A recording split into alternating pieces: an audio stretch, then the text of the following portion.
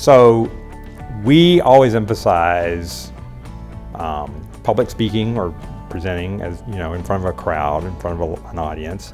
We always emphasize written communication because that's important.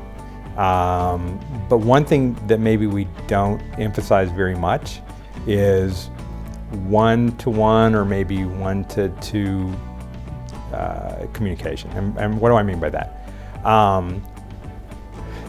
You're going to often be in a situation, regardless of what your job is, where you need to talk to a colleague personally and professionally, or you need to talk to your boss, or you need to talk to 2 or 3 people that maybe work for you or that are your peers.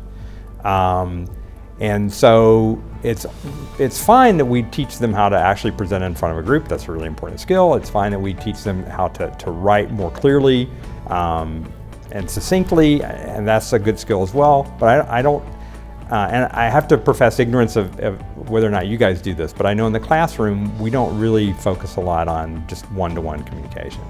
And this shows up even on job interviews, I mean, you go to dinner with people, or you go to lunch with people, or you might have an appointment with someone in the company as part of your day there on campus or whatever for your interview.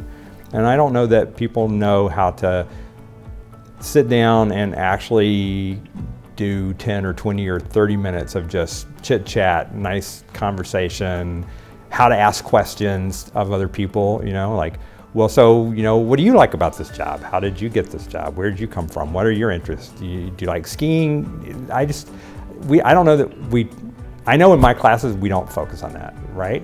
We focus on the things that are measured, and we have rubrics for written and for, public speaking and all that, but it's a really important skill to be able to talk to anybody about anything for 20, 30 minutes. Make some type of personal connection, whether it's at a cocktail party or lunch or whatever, just to be able to talk to people, to talk to adults. And I think that's really important. And again, I don't know if you guys focus on that, but I think that's a really important skill to develop. If you feel uncomfortable doing it and you have to work at it, I think it'll have a big payoff at some point later on.